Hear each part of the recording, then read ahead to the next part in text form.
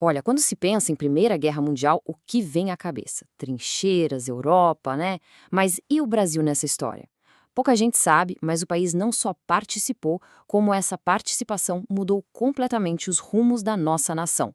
Vamos mergulhar hoje nesse capítulo que é super surpreendente e muitas vezes esquecido da nossa história. Então, para a gente começar a esquentar os motores, uma pergunta. Se a gente parar para pensar, as grandes potências da Primeira Guerra, os nomes que surgem são sempre os europeus, claro. Mas e a América do Sul?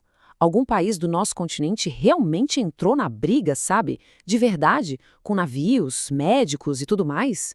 É isso mesmo, o Brasil. Pode parecer surpresa, eu sei, mas a nossa participação foi, olha, um ponto de virada. Ajudou a definir o Brasil que a gente conhece hoje, mesmo sendo uma história que infelizmente não está em todo livro de escola, né? Bom, então vamos para o começo de tudo. Quando a guerra estourou lá na Europa, a posição do Brasil era bem clara. A gente fica na nossa. A ideia era manter a neutralidade a todo custo. Por quê? Simples. Para proteger o nosso principal produto, o nosso ouro da época, que era o café. O negócio era grana, não guerra. Só que uma decisão lá da Alemanha ia bagunçar todo esse coreto. E que decisão foi essa? A Alemanha simplesmente declarou o que eles chamaram de guerra submarina irrestrita. O que isso queria dizer na prática? Que submarinos alemães, os famosos e temidos U-boats, tinham permissão para afundar qualquer navio que estivesse vendendo coisas para os inimigos deles. Não importava se o navio era de um país neutro ou não. E aí, de repente, os nossos navios brasileiros, cheios de café, viraram alvos em potencial. Era uma ameaça direta, não só para o nosso bolso, mas para a nossa soberania, né? E, bom, não demorou muito para essa ameaça virar realidade. Dá uma olhada na sequência de eventos tudo em 1917. Em abril, o navio Paraná é afundado. Isso já causou um rebuliço danado na opinião pública. Depois, em maio, atacam o Tijuca. Em julho, afundou um Lapa.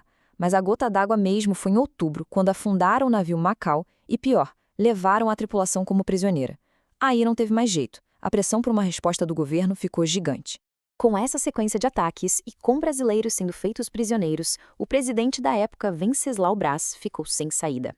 Em outubro de 1917, ele foi a público e usou palavras bem fortes, como essas aqui, para declarar guerra ao Império Alemão. Pronto. A partir daquele momento, o Brasil estava oficialmente na Primeira Guerra Mundial. Ok, o Brasil entrou na guerra. Mas como? É super importante entender que a nossa participação não foi aquela imagem clássica de mandar milhares de soldados para as trincheiras na Europa. Não, não. A contribuição brasileira foi diferente, foi mais cirúrgica, sabe, mais estratégica, focada em áreas bem específicas onde a gente podia ajudar de verdade. Basicamente, o esforço do Brasil se dividiu em três grandes áreas. A primeira, a naval. Foi criada a Divisão Naval em Operações de Guerra, a DNOG, cuja missão era patrulhar o Atlântico, uma das rotas mais perigosas do mundo, cheia de submarinos. Depois teve a parte médica. O Brasil enviou uma missão super importante para a França, com médicos e enfermeiros, para montar hospitais de campanha e cuidar dos feridos. E, por fim, no ar. Nossos pilotos mais experientes foram integrados às forças aéreas da Grã-Bretanha e da França, lutando lado a lado com eles. Falando da missão naval, ela foi palco de um dos episódios mais bizarros e marcantes de toda a guerra. É uma história que, olha, parece até piada, mas é bem séria. Mistura tensão, um pouco de tragédia e uma ironia que é difícil de acreditar. Imagina só a cena. Um navio de guerra brasileiro patrulhando o mar perto de Gibraltar. A noite está escura, uma neblina densa cobrindo tudo. A tripulação inteira está de olho vivo, no maior alerta, procurando qualquer coisinha suspeita na água, qualquer sinal de um periscópio inimigo. O clima a bordo devia ser de uma tensão absurda. E aí, de repente, o alarme dispara. Alguém grita que viu alguma coisa furando a superfície da água.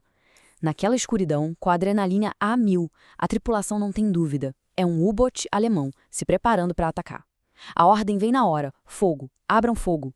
O que aconteceu em seguida entrou para a história como a Batalha das Toninhas. Sabe por quê? Porque aquele periscópio inimigo era, na verdade, um grupo de botos ou toninhas nadando. Pois é. No meio da confusão e do medo, os marinheiros atiraram nos animais. Esse incidente acabou virando um exemplo meio trágico, meio cômico, do nível de estresse e da paranoia que era estar em um navio de guerra naquela época. Mas, olha, por mais marcante que tenha sido essa história, a maior tragédia para os brasileiros na guerra não veio de um canhão inimigo, nem de um engano como esse. O inimigo mais mortal que o Brasil enfrentou foi um inimigo silencioso, invisível e muito, mas muito mais letal: A grande ironia é essa: o motivo pelo qual o Brasil entrou na guerra, os submarinos alemães, não foram os que mais mataram brasileiros. O verdadeiro assassino em massa foi outro: a pandemia de gripe espanhola. Nossos marinheiros e médicos, em missão na Europa e na África, acabaram pegando o vírus. E, claro, sem saber, trouxeram essa doença terrível na volta para casa. E para a gente ter uma noção do tamanho do estrago que essa pandemia fez, pensem nisto. A gripe foi tão violenta no Brasil que chegou a matar o presidente que tinha acabado de ser eleito, o Rodrigues Alves. Ele morreu antes mesmo de assumir o cargo. Imagina! A pandemia deixou uma marca, uma cicatriz gigante no país. Mas apesar de toda essa tragédia, de todas as perdas, a guerra acabou tendo um efeito inesperado. Um efeito transformador que, de certa forma, empurrou o Brasil para frente. O conflito obrigou o país a olhar para o próprio umbigo, sabe? A se reinventar. A gente pode destacar duas grandes transformações. A primeira foi na economia. Com a Europa em guerra, ficou impossível importar produtos. E o que o Brasil fez foi forçado a produzir aqui mesmo. Isso deu início ao que os historiadores chamam de surto industrial. O país começou a fabricar suas próprias coisas, substituindo o que vinha de fora. Isso mudou a economia brasileira para sempre. E a segunda grande transformação foi política. Por ter sido o único país da América Latina a realmente lutar na guerra, o Brasil ganhou moral, conquistou um lugar na mesa de negociações do Tratado de Versalhes e ainda foi um dos países fundadores da Liga das Nações, que foi uma espécie de avó da ONU. De uma hora para outra, o Brasil passou a ter uma voz no palco mundial. E tudo isso nos leva a uma reflexão final, né? A história da participação do Brasil na Primeira Guerra mostra de um jeito incrível como um conflito que acontece do outro lado do mundo pode mudar tudo por aqui. Pode trazer consequências enormes, totalmente inesperadas, forçando uma nação inteira a encarar novos desafios e, no fim das contas, a encontrar um novo futuro.